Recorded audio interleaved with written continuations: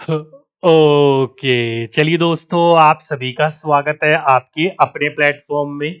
और मैं आपका एजुकेटर डी के गुप्ता। तो जैसे कि दोस्तों आप सभी बच्चों को पता है कि मैं आपके आने वाले 7th फेज के लिए क्या करवाते हुए चल रहा था। तो टीचिंग एप्टीट्यूड करवाते हुए चल रहा था, जिसमें मैंने आप लोगों को बोला था कि टीचिंग एप्टीट्यूड में हम psychology, pedagogy and teaching aptitude तीनों की तीनों चीजें पढ़ेंगे। और हमने इसमें स्टार्ट कर दिया था साइकोलॉजी, बोल दीजिए आप उसी को, यानी कि बाल मनोविज्ञान बोल दीजिए। मैंने आपकी वो शुरुआत करवा दी थी, जिसमें मैंने आपको पूरा का पूरा टाइम टेबल और पूरा का पूरा सिलेबस क्या है वो मैंने आपको बता दिया था। डेली आपकी शाम को 7 बजे क्लास चलती है, एक्यूरेट आप अपनी क्लास पे आ जाइए करिएगा, वहां क्लास ले सकते हो। और काफी बच्चे क्लास के कमेंट में लिखते रहते हैं, सर प्लीज पीडीएफ अपलोड कर दीजिए, पीडीएफ अपलोड कर दीजिए। तो डियर, इन सभी क्लासेस का पीडीएफ जो है वो मैंने नीचे टेलीग्राम चैनल का लिंक दे रखा है, डिस्क्रिप्शन बॉक्स में भी, कमेंट बॉक्स में पहला कमेंट दे रखा है आपको, उस पर क्लिक करके ज्वाइन कर लीजिए। डीके एकेडमी के नाम से होगा। वहां पर आपको सारी क्लास की पीडीएफ अपलोड कर दी जाती है क्लास के खत्म होने से 5 से 6 घंटे के आसपास। तो कई बार थोड़ा डिले भी हो सकता है, तो आप उस हिसाब से देख लीजिएगा, वहां से आपको पीडीएफ मिल जाएगा। जितनी क्लास हुई है सभी की सभी क्लास की पीडीएफ वहां पर अवेलेबल है। ठीक है, चलिए अब अपनी क्लास की शुरुआत करते हैं। तो साइकोलॉजी दोस्तों, यानी कि बाल मनोविज्ञान में आप लोगों को पढ़ा रहा था, तो उसी चीज को आगे चलाते हुए, आगे ले जाते हुए आज हम उसके आगे बात करेंगे। देखिए सिलेबस क्या बताया था मैंने दोस्तों, इसका पूरा का पूरा सिलेबस आपको, ये पूरा का पूरा आपको साइकोलॉजी का मैंने सिलेबस बताया था कि हम ये पूरे के पूरे चैप्टर पढ़ने वाले हैं। बाल मनोविज्ञान हमारा पूरा कंप्लीट हो जाएगा। ठीक, जिसमें हमने पहला चैप्टर मनोविज्ञान क्या है पूरा का पूरा फिनिश कर लिया, पूरा का पूरा खत्म कर लिया। फिर हमने शुरू करा था अध्याय 2, जो कि है आपका अभिप्रेरणा। अब अभिप्रेरणा में दोस्तों मैंने आपको बोला था इसके कुछ सब टॉपिक्स हैं। कौन कौन से सब टॉपिक्स हैं? तो दोस्तों ये रहे वो सारे के सारे। इस जो चैप्टर को, यानी कि जो अभिप्रेरणा चैप्टर है, इस टॉपिक को, इस अध्याय को पढ़ने के बाद आपको इन चीजों की जानकारी मिलने वाली थी। किन किन की? पहला, अभिप्रेरणा क्या है। दूसरा, अभिप्रेरणा चक्र क्या है। तीसरा, मन में संघर्ष उत्पन्न होने के कारण। तो ये तीनों के तीनों टॉपिक हमने लास्ट लेक्चर में कर लिए थे। अगर लास्ट लेक्चर आपने देखा होगा तो पता होगा, नहीं देखा है तो आप उसको देख लीजिएगा। आज हम शुरुआत करेंगे अभिप्रेरणा के प्रकार, यानी कि टाइप ऑफ मोटिवेशन। मोटिवेशन क्या है क्या नहीं है, ये सारी की सारी चीजें हमने पढ़ ली थी। आज हम बात करेंगे कि ये जो मोटिवेशन है, यानी कि जो अभिप्रेरणा है, इसके प्रकार कितने हैं। ठीक है, इससे पहले सभी चीजों को क्लियर हो गया, सभी बच्चों को सारी चीजें समझ में आ गई होंगी। ठीक, चलिए तो आइए फिर आज के अपने अगले टॉपिक पर चलते हैं, जो कि है क्या? अभिप्रेरणा के प्रकार। तो देखो दोस्तों, टाइप ऑफ मोटिवेशन की बात करी जाए तो इसको मेन प्रोबेबली हम दो भागों में बांटते हैं। कितने भागों में? दो भागों में बांटते हैं। कौन कौन से दो भाग हैं? तो वो दोस्तों आप सभी बच्चों के सामने हैं, लिख सकते हो कि अभिप्रेरणा के प्रकार, टाइप ऑफ मोटिवेशन। अब इन टाइपों में दोस्तों इनको अलग अलग नाम से कई बार बोल दिया जाता है, लेकिन वैसे इसका जो नाम है प्रॉपरली रूप से इंग्लिश में से बायोलॉजिकल मोटिवेशन कहा जाता है, एंड आपका सोशलॉजिकल या फिर आपका साइको सोशल मोटिवेशन कहा जाता है। हिंदी में जैविक या फिर आंतरिक अभिप्रेरणा, या फिर मनोसामाजिक या फिर बाह्य अभिप्रेरणा। अधिकतर जो बोला जाता है इसे दोस्तों, इस वाले को बोला जाता है आंतरिक अभिप्रेरणा और इस वाले को बोला जाता है बाह्य अभिप्रेरणा। ओके, इंपॉर्टेंट है, ध्यान रखिएगा। अब दोस्तों मैं आपसे एक क्वेश्चन पूछता हूं इस चीज को शुरू करने से पहले, इस चीज को स्टार्ट करने से पहले, कि ये दोनों के दोनों जो मोटिवेशन है, बाह्य अभिप्रेरणा और आंतरिक अभिप्रेरणा, ये दोनों की दोनों चीजें क्या है, वो चीज आपको बताने से पहले आपको एक छोटा सा प्रश्न है आप लोगों से, कि इसकी ये जो आपका मोटिवेशन है, आपका आंतरिक और बाह्य, इन दोनों में से इंपॉर्टेंट कौन सा है? इन दोनों में से इंपॉर्टेंट कौन सा है? तो दोस्तों इन दोनों में से इंपॉर्टेंट है आपका आंतरिक अभिप्रेरणा। क्यों? क्योंकि आंतरिक अभिप्रेरणा के ही ऊपर पूरा का पूरा हमारा सर्कल घूम रहा होता है, और इसी आंतरिक अभिप्रेरणा के लिए जितने ज्यादा आप मजबूत होगे, उतनी ही चीजों को ग्रैब करने में, प्राप्त करने में आपकी ये मदद करेगा। ये केवल दिखावे के ऊपर है। ठीक है, तो इसलिए दोस्तों आप सही बच्चों को पता होना चाहिए कि इसका जो पहली बार इस्तेमाल किया गया था वो 1902 में किया गया था। मतलब कहने का तात्पर्य क्या है? कहने का मेरा मतलब ये है कि ये जो आंतरिक अभिप्रेरणा का जो सिद्धांत है, ये किसने दिया था? तो ये दिया था दोस्तों 1902 में हमारे एक पूरे के पूरे क्या है, साइकोलॉजिस्ट है, जिनका नाम क्या है? जिनका नाम है सिगमेंट फ्राइड। आप लोग इनको इनके नाम से जानते हो, क्या नाम है इनका? सिगमंड फ्रायड नाम इनका नाम है। इनके द्वारा ये दिया गया था 1902 में। तो अगली बार आपसे क्वेश्चन बनेगा कि आंतरिक अभिप्रेरणा या जैविक अभिप्रेरणा या बायोलॉजिकल मोटिवेशन जो है, इसका जो सिद्धांत दिया गया था किसने दिया था? तो 1902 में सिगमंड फ्रायड के द्वारा दिया गया था। ये वही साइकोलॉजिस्ट है जिन्होंने जो जब चेतना मन का अध्ययन बताया गया साइकोलॉजी को, उनको जब इन्होंने क्रिटिसाइज करा था। पहले टॉपिक में हमने पढ़ा था, याद है सभी बच्चों को? चलिए अब ये दोस्तों आगे चलते हैं। ये तो आपका फैक्ट है, आपसे पूछ लिया जाएगा तो आप लोगों को पता होना चाहिए। अभी हमने बात करा कि अभिप्रेरणा के प्रकार, टाइप ऑफ मोटिवेशन, कितने प्रकार के? दो प्रकार के। पहला जैविक यानी कि आंतरिक, दूसरा मनोसामाजिक यानी कि बाह्य अभिप्रेरणा। दोनों क्या है समझते हैं। चलिए फैक्ट सारी खत्म हो गए, अब आते हैं थियोरेटिकल पोर्शन के ऊपर, डिटेल के ऊपर। तो देखो दोस्तों, आंतरिक अभिप्रेरणा की बात करी जाए तो यह अभिप्रेरणा जो है व्यक्ति के अपने अंदर से ही उत्पन्न होती है। किसी को देखकर, किसी से इन्फ्लुएंस होकर, किसी को दिखावे के रूप में, दिखाने के रूप में नहीं होती है ये व्यक्ति के, बच्चे के अपने अंदर से उत्पन्न होती है। उसको खुद करने के लिए इच्छा आगे बढ़कर आती है।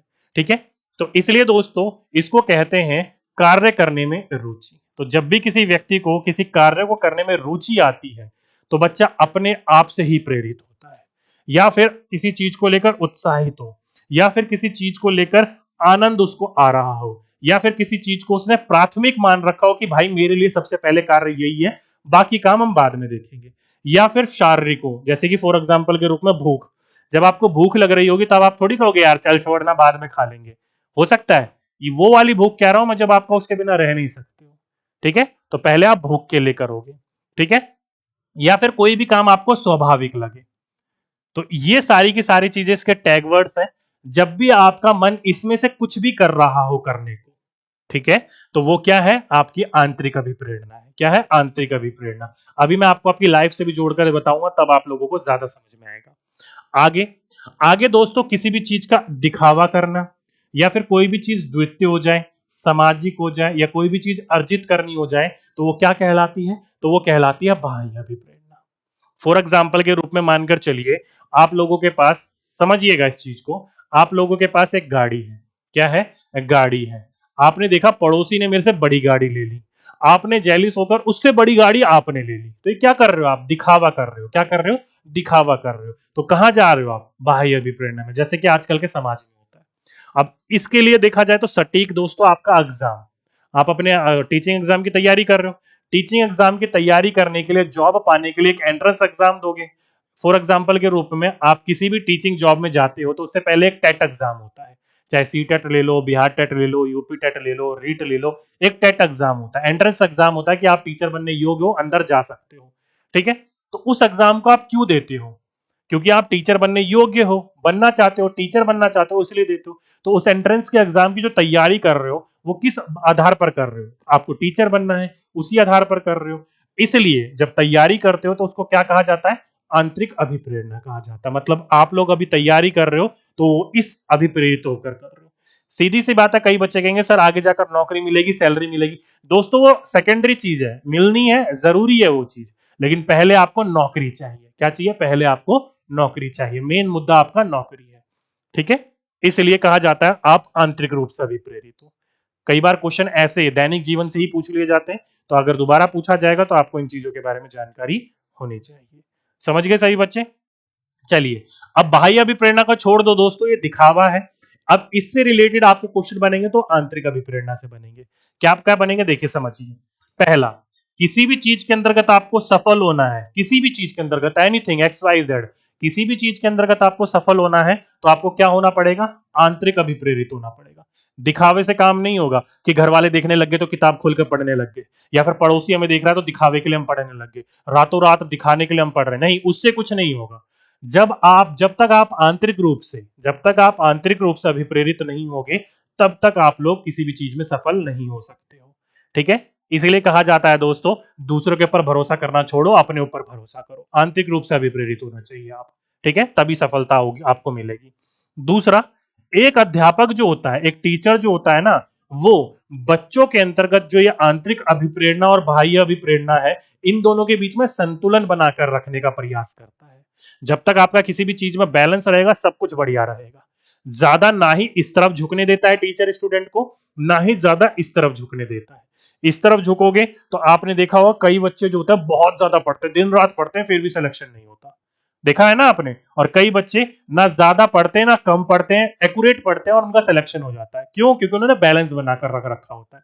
तो एक टीचर का कार्य क्या है? तो एक टीचर का दायित्व है, उद्देश्य है कि बच्चों को ना ही ज्यादा बाह्य अभिप्रेरणा की तरफ झुकने दे और ना ही आंतरिक अभिप्रेरणा की ओर झुकने दे, दोनों के बीच में बैलेंस बनाकर चले। ये आपके एक अध्यापक का दायित्व है, कर्तव्य है। ठीक। साथ ही साथ में ध्यान रखिएगा दोस्तों, अधिक बाह्य अभिप्रेरणा होने से आंतरिक अभिप्रेरणा जो होती है वो समाप्त हो जाती है। अब जैसे कि रूप में कई बच्चे कहेंगे कि सर हम टीचर बनेंगे, टीचर बनेंगे, मोटी सैलरी कमाएंगे, 6 घंटे पढ़ाएंगे, मस्त मौज करेंगे। तो केवल अगर आप सैलरी सैलरी सैलरी सैलरी को ही देख रहे हो, 6 घंटे काम करना है केवल उसी को देख रहे हो, तो आप नहीं सेलेक्ट हो पाओगे। ठीक है। जब तक आपको पढ़ने में इच्छा नहीं होगी, पढ़ाने में इच्छा नहीं होगी, बात नहीं बन पाएगी। इसलिए ध्यान रखिएगा दोस्तों, अधिक बाह्य अभिप्रेरणा जो है केवल दिखावे के ऊपर ही चले जाओगे कि केवल ये प्राप्त करना है, तो कभी भी काम नहीं बनेगा। आपको आंतरिक रूप से अभिप्रेरित होना पड़ेगा, उसके ऊपर काम करना पड़ेगा, उसके ऊपर समय देना पड़ेगा। ठीक है। साथ ही साथ में दोस्तों एक बहुत ही इंपॉर्टेंट बिंदु है, आपको पता होना चाहिए कि आंतरिक रूप से अभिप्रेरित व्यक्ति भी बाह्य संतोषजनक प्रमाण के लिए कार्य करता है।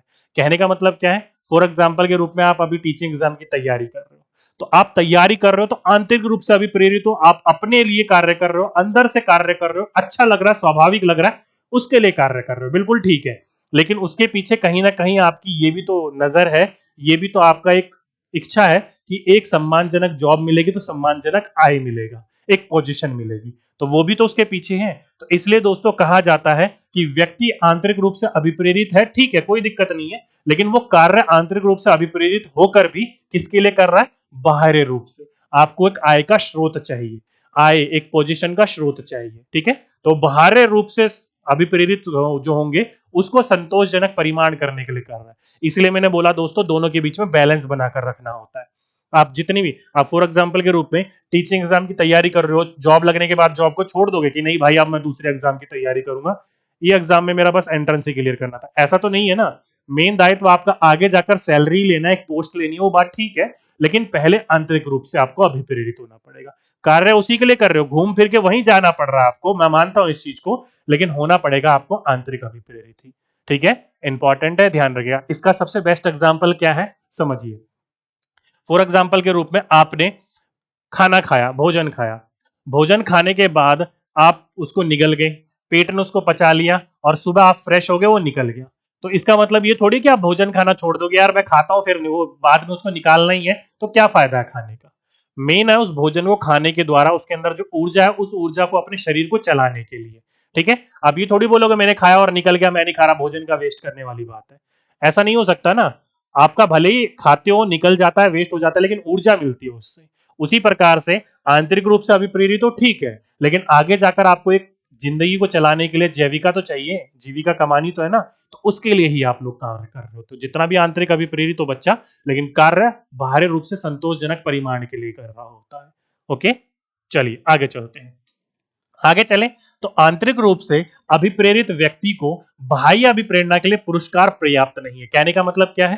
कहने का मतलब इस लाइन को आप यहां पर समझोगे कि कोई भी बच्चा जो है आंतरिक रूप से अभिप्रेरित होगा, मान लो किसी कार्य को करने में आपकी प्राथमिकता है, स्वाभाविक है, मजा आ रहा है, आनंद आ रहा है, तो उस कार्य का आप जब भी करोगे जब कुछ आपको देगा कोई, और जब भी करोगे जब कुछ कोई नहीं देगा। फॉर एग्जाम्पल के रूप में आप एक जगह नौकरी कर रहे हो, उस नौकरी को आप जब तक करोगे ना जब तक आपको सैलरी मिल रही है, सैलरी मिलनी बंद हो जाएगी तो जॉब करना छोड़ थोड़ी दोगे।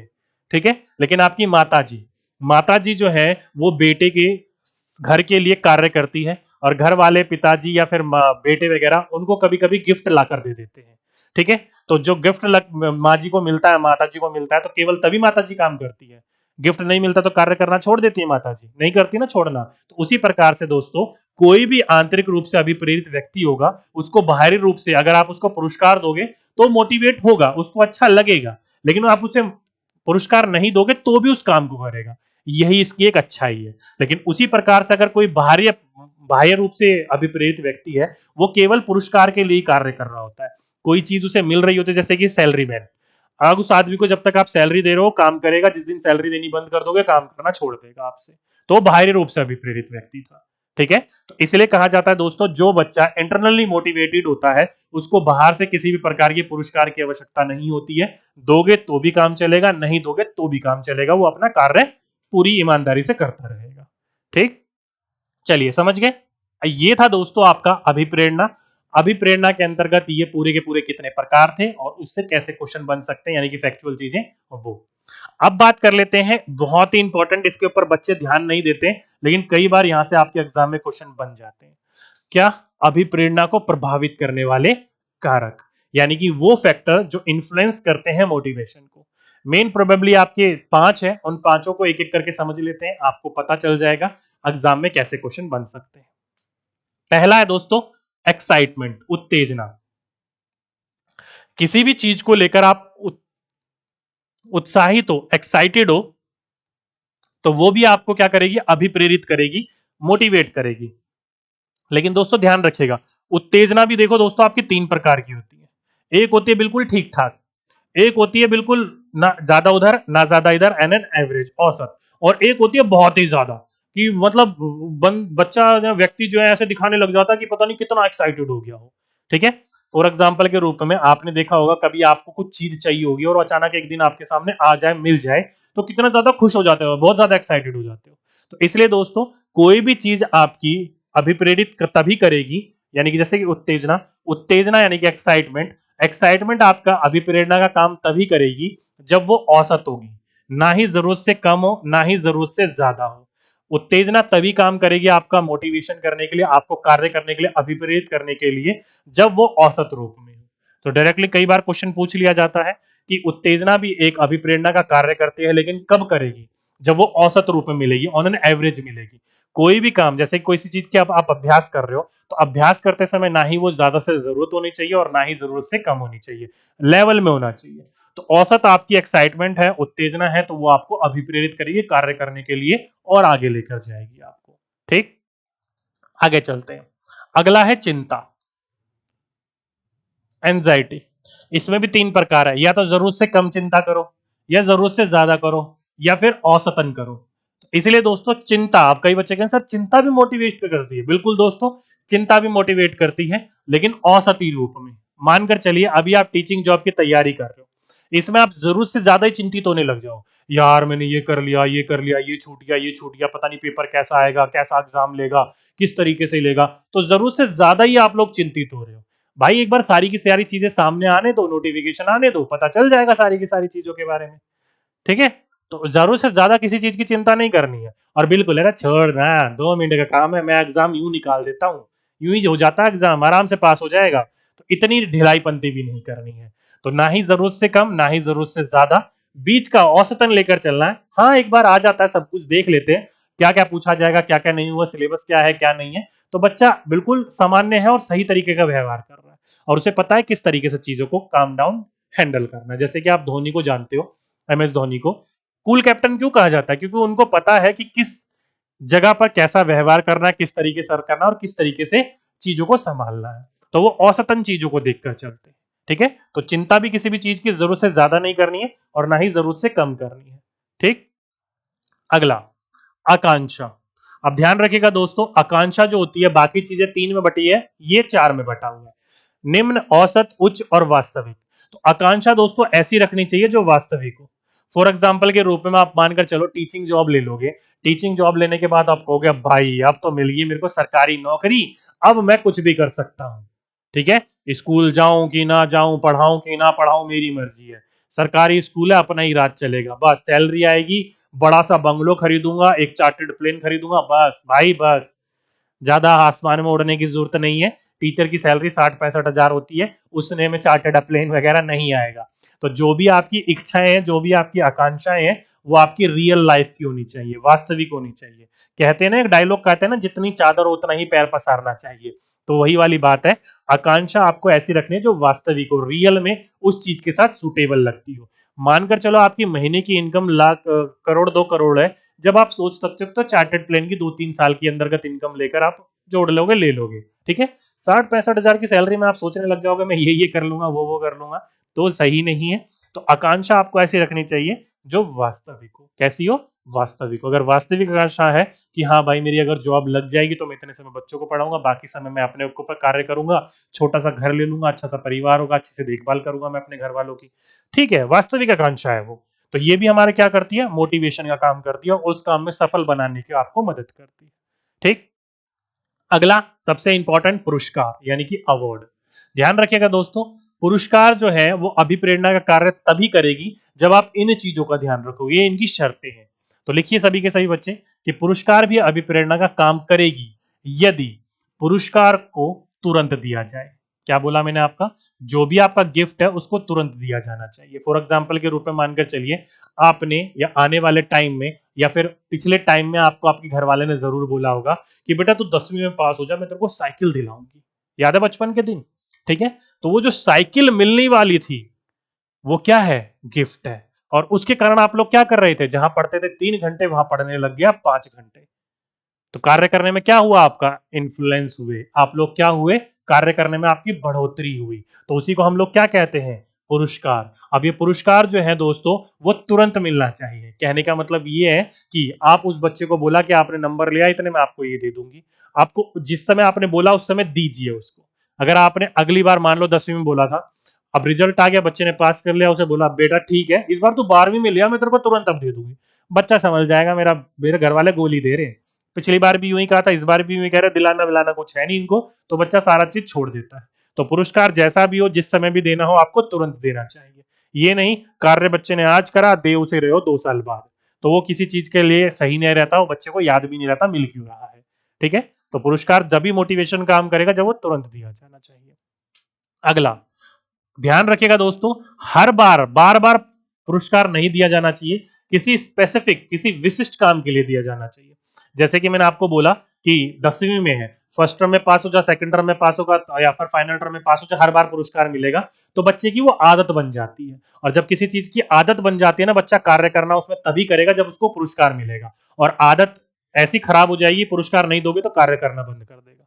ठीक है, जैसे कि फॉर एग्जाम्पल के रूप में आप अपने बचपन के दिन याद करिए। जैसे कि मैं अपने दिन याद करूं, पड़ोसी था मेरा, एक अजय नाम का व्यक्ति था, वो हमेशा मुझे सामान लेने के लिए भेजता था दुकान पे। ठीक है, और हर बार सामान लाने पे उस सामान में से 1 रुपए 2 रुपए बच जाते थे, तो जब मैं उसे पैसे देता खुले तो वो मुझे वापस लाकर दे देते, कह रहा चल तू रख ले, दे दिया करता था। एक दिन उसने मुझे मुझे आज भी याद है वो बचपन का दिन, उसने मुझे बोला जब ये है ना समोसे लेकर आ।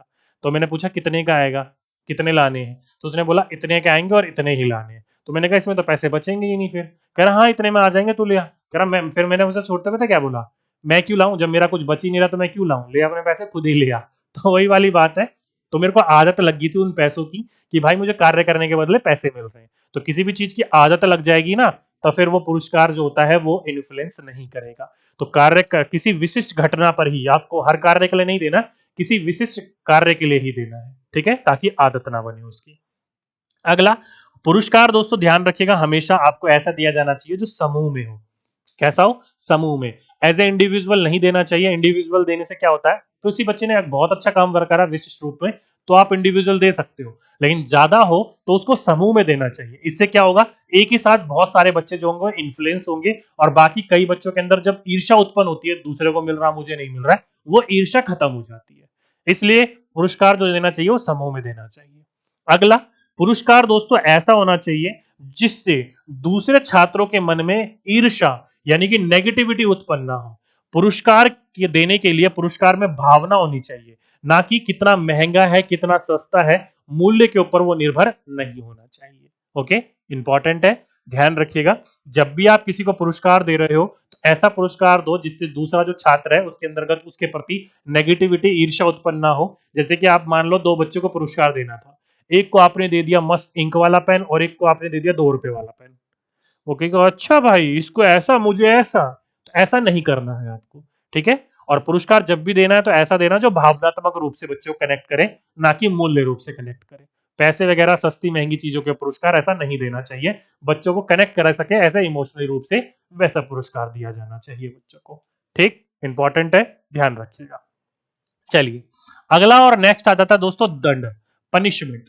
पनिशमेंट भी दोस्त ध्यान रखिएगा, अगर आप सही तरीके से दोगे ना तो ये भी एक मोटिवेशन का काम करेगा।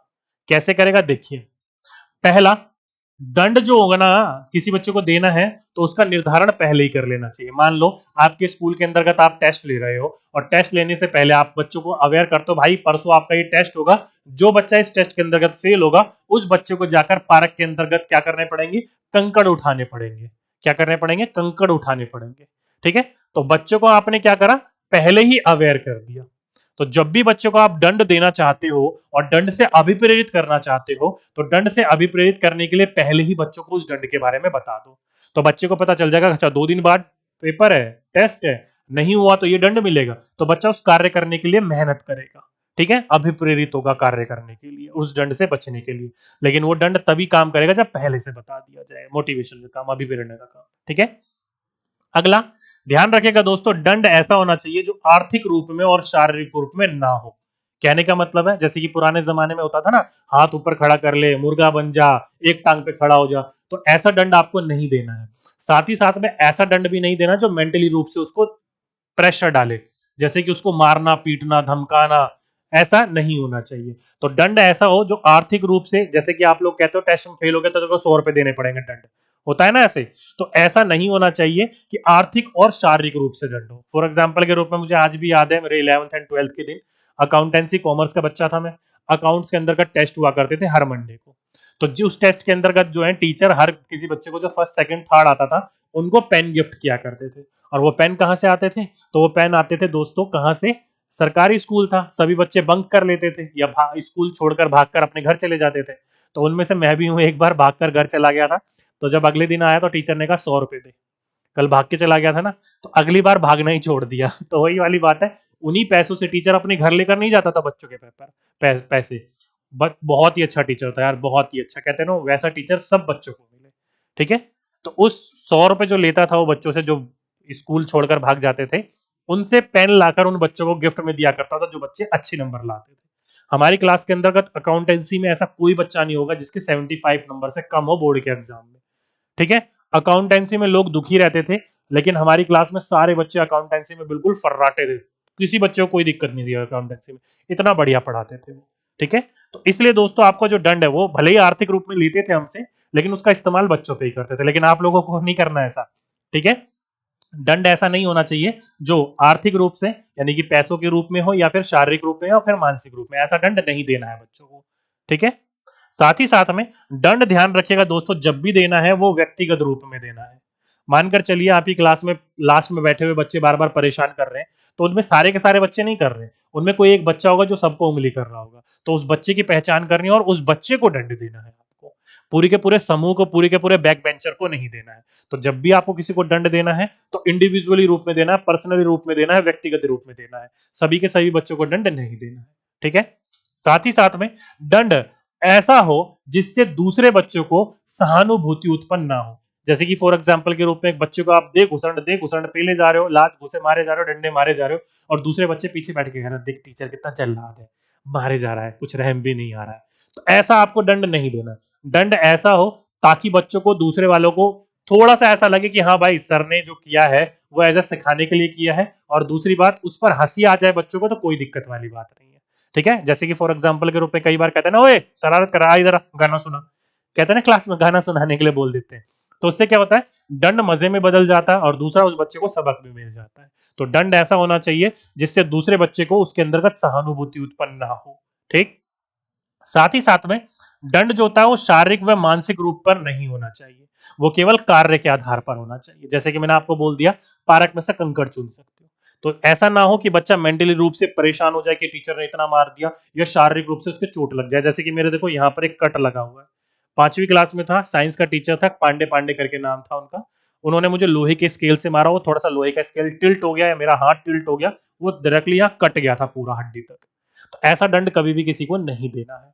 ठीक है, तो ध्यान रखिएगा, ना ही दंड शारीरिक रूप में हो और ना ही मानसिक रूप में, दंड होना चाहिए कार्य के आधार पर, ताकि बच्चे उस कार्य, दंड होता है किस लिए, दंड होता है बच्चों को कार्य करने के लिए, परफेक्शन लाने के लिए, या जो गलत काम कर रहा है उसको दूर करने के लिए। ठीक है, तो ये थे दोस्तों आपके क्या, अभिप्रेरणा के प्रकार और अभिप्रेरणा के अंतर्गत जो प्रभावित करने वाले कारक होते हैं वो। उम्मीद करता हूं दोनों की दोनों चीजें समझ में आ गई होगी आप लोगों को। चलिए अब यहां से प्रश्न कैसे बन सकते हैं बात करते हैं उनके ऊपर। तो क्वेश्चन नंबर 11 क्या बोल रहा है, बोल रहा है कि निम्नलिखित में से कौन सी विशेषता आंतरिक रूप से अभिप्रेरित बच्चों के लिए सही नहीं है। तो जल्दी से मुझे बताइए क्या बोल रखा है, which one of the following is not a characteristics features of, क्या है, इंटरनल या आप आंतरिक रूप से कुछ भी बोल सकते हो, मोटिवेटेड चिल्ड्रन। तो ऑप्शन नंबर ए, पढ़ लो भाई दोनों के दोनों इंग्लिश हिंदी में, option number A, option number B, option number C या फिर ऑप्शन नंबर डी। देखो दोस्तों, कौन सी विशेषता आंतरिक रूप से अभिप्रेरित बच्चे की, तो पहला, उन्हें कार्य करने में आनंद आता है, सही नहीं है, तो सही नहीं चुनना है, तो ये तो बिल्कुल ठीक है। आंतरिक रूप से व्यक्ति जो होता है उसको तो कार्य करने में आनंद ही आ रहा होता है, स्वाभाविक लगता है उसे। वह कार्य करते समय उच्च स्तर की ऊर्जा प्रदर्शित करते हैं। बिल्कुल दोस्तों, ये जो बच्चे होते हैं अपने कार्य के ऊपर बहुत ही ज्यादा क्या होते हैं, उन्हें विश्वास होता है, आत्मविश्वास के साथ कार्य करते हैं, ऊर्जा के साथ कार्य करते हैं, ये भी ठीक है। वे चुनौती भरे कार्य, हाँ बिल्कुल दोस्तों, ये बच्चे जो होते हैं चुनौती भरे कार्य करने से कभी भी कतराते नहीं है, आगे रहते हैं। और साथ ही साथ में ये बच्चे हमेशा सफल नहीं दोस्तों, ये बिल्कुल गलत है। आंतरिक रूप से, अब मानकर चलो आप लोग सभी के सभी बच्चे यहाँ पर आंतरिक रूप से तो अभिप्रेरित हो, टीचर बनने के लिए तैयारी कर रहे हो, सभी के सभी बच्चे पास होंगे कोई गारंटी नहीं है, सभी के सभी बच्चे फेल होंगे कोई गारंटी नहीं है। तो हमेशा ये बच्चे आंतरिक रूप से जो होंगे वो हमेशा सफल होते हैं, कहना जरूरी नहीं है, सही नहीं है, तो इसलिए गलत था। तो option number D is the right answer. ठीक, चलिए आगे चलते हैं। अगला प्रश्न, एक विद्यार्थी मेडिकल कॉलेज में दाखिला लेने के लिए कठिन परिश्रम करता है ताकि वह प्रवेश परीक्षा में उत्तीर्ण हो सके। यह विद्यार्थी डैश रूप से अभिप्रेरित है। क्या बोल रखा है, देखो दोस्तों, स्टूडेंट वर्क हार्ड टू, क्या है, clear an entrance test for admission into medical college. एक बच्चा है मेडिकल कॉलेज के एंट्रेंस एग्जाम्स के लिए दिन रात परीक्षा की तैयारी कर रहा है। तो ये बच्चा किस रूप में अभिप्रेरित है, तो ये बच्चा आपकी तरह हमारी तरह है, एंट्रेंस एग्जाम की तैयारी कर रहा है, तो आंतरिक रूप से अभिप्रेरित है। तो इसमें तो क्वेश्चन में तो कोई डाउट ही नहीं होना चाहिए था, आंख बंद करा और लगा दिया और आगे बढ़ गए। तो option number third is the right answer. जिस जिस बच्चों ने इसका थर्ड लगाया वो बच्चों ने बिल्कुल करेक्ट आंसर लगाया। ठीक, अगला प्रश्न बोला है कि आंतरिक रूप से अभिप्रेरित विद्यार्थी क्या होगा, क्या बोल रखा है, जो इंटरनली मोटिवेटेड बच्चा होता है वो क्या होता है, का बाहरी रूप से अभिप्रेरित विद्यार्थी की तुलना में अभिप्रेरणा स्तर कम होता है। देखो दोस्तों, ये तो बिल्कुल गलत है, बाह्य रूप से अभिप्रेरित व्यक्ति से उसकी आंतरिक अभिप्रेरणा ज्यादा होती है ना कि कम होती है। अगला, के लिए औपचारिक शिक्षा की आवश्यकता नहीं। नहीं दोस्तों, ये किसने कहा, आंतरिक रूप से अभिप्रेरित कोई बच्चा होगा तो उसे हम शिक्षा नहीं देंगे क्या, गलत है। अगला, के लिए पुरस्कार की बिल्कुल भी आवश्यकता नहीं होती। नहीं दोस्तों, ये कहना बिल्कुल गलत है कि जो बच्चा आंतरिक रूप से अभिप्रेरित है उस बच्चे को पुरस्कार की आवश्यकता नहीं है, आप पुरस्कार दोगे उसे भी अच्छा लगेगा। ठीक है, साथ ही साथ में के लिए बाहरी पुरस्कार उसके लिए अभिप्रेरणा का बनाए रखने के लिए पर्याप्त नहीं है, ये बिल्कुल ठीक है। हमने अभी बात करी थी कि बाह्य अभिप्रेरणा से जो आंतरिक रूप से अभिप्रेरित बच्चा होता है उसको आप पुरस्कार दोगे तो उसको अच्छा लगेगा, कोई दिक्कत नहीं है। पुरस्कार नहीं दोगे तो भी वो अपना कार्य करना बंद नहीं करता। तो वही बात कह रखी है यहाँ पर कि बाह्य पुरस्कार उसकी अभिप्रेरणा को बनाए रखने के लिए पर्याप्त नहीं है। कहने का मतलब है दोगे तो अच्छा लगेगा, नहीं दोगे तो भी काम चलेगा, तो भी वो कार्य को करता रहेगा। ठीक है, तो इसलिए दोस्तों बाह्य पुरस्कार उसको अभिप्रेरित ज्यादा करने का या कम करने का कार्य नहीं करती है। तो इसलिए दोस्तों थर्ड से बेस्ट ऑप्शन फोर्थ था, इसलिए हमने फोर्थ लगाया। थर्ड ऑप्शन में तो साफ कह रहा है कि बिल्कुल ही आवश्यकता नहीं है। नहीं दोस्तों, आवश्यकता सबको होती है, वही वाली बात है कि दूध के ऊपर थोड़ी सी मलाई मिल जाए तो क्या दिक्कत है। ठीक, आगे चलते हैं। आगे बोल रखा है कि निम्न में से कौन सा उदाहरण अभिप्रेरणा का परिमाण नहीं है। देखो दोस्तों, बोल रखा है which one of the following is not result of motivation. तो जल्दी से बताइए, पहला, कृष्ण ने नृत्य का समय 1 घंटे से बढ़ाकर 2 घंटे, हाँ भाई इसको अच्छा लग रहा होगा नाचना, इसलिए इसने अपना समय बढ़ा लिया। तो ये तो बिल्कुल परिमाण है, नहीं बोल रखा है इसने, पहला तो ठीक है। अगला, अगला जो बच्चा है वो है जॉन स्टोट, जो बोल रहा है कि मिल ने, ओके अलग अलग हो गया, 12 वर्ष की उम्र में दर्शन का अध्ययन आरंभ हो गए। भाई दर्शन शास्त्र का अध्ययन जो है इसने 12 साल की उम्र में शुरू कर दिया। तो भाई फिलोसफी अपने आप में ही बड़ा टिपिकल सब्जेक्ट है, तो इसको आनंद आ रहा होगा तभी शायद इसने बचपन से ही पढ़ना शुरू कर दिया, हो सकता है। अगला, जगन ने श्वसन लेने की प्रक्रिया में रुचि दिखानी प्रारंभ कर दी। अबे ये क्या है, ये बिल्कुल गलत है। श्वसन यानी कि सांस लेने की प्रक्रिया, अगर ये बच्चा सांस नहीं लेगा ना तो निकल लेगा। ठीक है, रुचि या रुचि सारी धरी रह जाएगी। तो सांस लेना या ना लेना, इसमें रुचि लेने की कोई बात नहीं है, उसे हमें लेना ही पड़ेगा। तो ये मोटिवेशन वगैरह का कोई कार्य नहीं करती है, गलत है। तो option number third is the right answer. चौथा क्या था, राम ने तेजी से आधुनिक और प्राचीन हाँ ये ठीक है, ये हो सकता है, तो ये गलत था, तो option number C is the right answer. ठीक, अगला प्रश्न, एक व्यक्ति के जीवन में नाम व प्रशंसा कमाने की इच्छा किस प्रकार की? ये तो सीधी सीधी सी बात है, बाह्य अभिप्रेरणा है। जब भी किसी व्यक्ति के अंतर्गत पद, प्रतिष्ठा, नाम, धन, इन चीजों की कमाने की इच्छा आ जाए तो बाहरी रूप से है, वो दिखावे के रूप में है, तो बाह्य अभिप्रेरित है ये। तो option number second is the right answer. ठीक, आगे चलते हैं। आगे बोल रखा है कि आंतरिक प्रेरणा का सिद्धांत, यानी कि आंतरिक प्रेरणा जो मैंने अभी आपको बताई थी, ये किसने दिया था? तो 1902 में सिगमंड ने दिया था, सिगमंड फ्राइड ने। तो ऑप्शन नंबर सेकंड, जिस जिस बच्चों ने सेकंड लगाया वो सभी के सभी बच्चों ने बिल्कुल राइट एंड करेक्ट आंसर लगाया। बताया था ना मैंने आपको, बिल्कुल फैक्चुअल क्वेश्चन है ये। अगला क्वेश्चन बोला गया है कि एक शिक्षक पाता है कि प्रत्येक कार्य के लिए स्टार देने पर भी शिक्षार्थी अधिगम के लिए प्रेरित नहीं हो रहे हैं, तो इसका कारण हो सकता है। तो देखो दोस्तों क्या बोल रखा है कि एक जो शिक्षक, एक टीचर जो है वो हर कार्य के लिए जो बच्चों को है वो क्या दे रहा है? वो दे रहा है स्टार। क्या दे रहा है? स्टार। आपने देखा होगा ना, एक्सीलेंट, गुड, वेरी गुड ऐसे करके देता है। लेकिन वो बच्चा जो है वो फिर भी उस कार्य को करने के लिए प्रेरित नहीं हो रहा है, मोटिवेट नहीं हो रहा है। क्यों नहीं हो रहा होगा? क्योंकि दोस्तों सीधी सीधी सीधी बात है, किसी भी कार्य को बार बार आप दोगे उसको करने के लिए और उसके लिए स्टार स्टार देते रहोगे तो बच्चों को उसकी आदत लग गई। आदत लगी तो कोई फर्क ही नहीं पड़ रहा उसको। ठीक है, बोला गया है कि लंबी अवधि के अधिगम तथा रुचि को केवल पुरस्कार सुनिश्चित नहीं कर पा सकते हैं। बिल्कुल दोस्तों, ये लो बिल्कुल ठीक है। किसी भी लंबे कार्य को करना है, किसी भी लंबी रेस में जाना है तो बाह्य पुरस्कार इसके लिए कोई मतलब नहीं रखता, वो आंतरिक रूप से ही होगा। बाकी क्या है, शिक्षक विभिन्न रंगों के स्टार नहीं दे रहा है, नहीं गलत। शिक्षक उपयुक्त स्टार नहीं दे रहा है, नहीं गलत। शिक्षक अधिगम में असमर्थ है, नहीं बिल्कुल गलत। ठीक है, टीचर बनाया यार, कोई हलवा थोड़ी है। तो इसलिए ऑप्शन नंबर फर्स्ट, जिस जिस बच्चे ने फर्स्ट लगाया कि लंबे समय की कोई भी चीज लंबे समय तक आपको सीखनी है, जानी है, तो ये स्टार स्टार उसमें कोई मायने नहीं रखता है। ठीक है, तो ऑप्शन नंबर ए, जिस जिस बच्चों ने इसका ऑप्शन नंबर ए लगाया वो सभी के सही बच्चों ने बिल्कुल करेक्ट और बिल्कुल राइट आंसर लगाया था। ठीक है, चलिए, तो ये था दोस्तों आज का अपना पूरा का पूरा टॉपिक, आज का अपना पूरा का पूरा लेक्चर, जिसमें हमने दो सब थीम कर ली है, मतलब सब चैप्टर कर लिए हैं, अपने सब टॉपिक्स कर लिए हैं अभिप्रेरणा के। एक हमने कर लिया अभिप्रेरणा क्या है क्या नहीं है, मन में संघर्ष उत्पन्न कैसे होते हैं। दूसरा हमने कर लिया अभिप्रेरणा के प्रकार और उसको प्रभावित करने वाले कारक। अब रह गया केवल एक टॉपिक, अब्राहम मैस्लो की थ्योरी। तो मोटिवेशन थ्योरी जो है दोस्तों वो आज नहीं करेंगे हम, वो नेक्स्ट क्लास में करेंगे, क्योंकि वो थ्योरी अपने आप में ही बहुत लंबी थ्योरी है। अगर आज करने के लिए बैठे तो क्लास ज्यादा लंबी हो जाएगी। तो आज के लिए केवल इतना ही रहने देते हैं। दो सब टॉपिक मैंने आपको पढ़ाए। अगली क्लास में मोटिवेशन चैप्टर खत्म हो जाएगा। नेक्स्ट क्लास में देन हम शुरुआत करेंगे अपने थर्ड चैप्टर की। ठीक है, तो चलिए दोस्तों, आज के लिए अभी के लिए बस इतना ही। उम्मीद करता हूं समझ में आ गया होगा ये पूरा का पूरा चैप्टर। बाकी किसी भी प्रकार की कोई सलाह हो या कोई दुविधा हो तो कमेंट बॉक्स में लिख दीजिएगा, रिप्लाई मैं आपको जरूर दे दूंगा। ठीक, तो चलिए दोस्तों, आज के लिए बस इतना ही। आपसे फिर मुलाकात होगी नेक्स्ट वीडियो में एक नेक्स्ट टॉपिक के साथ। जब तक के लिए सभी बच्चों को धन्यवाद।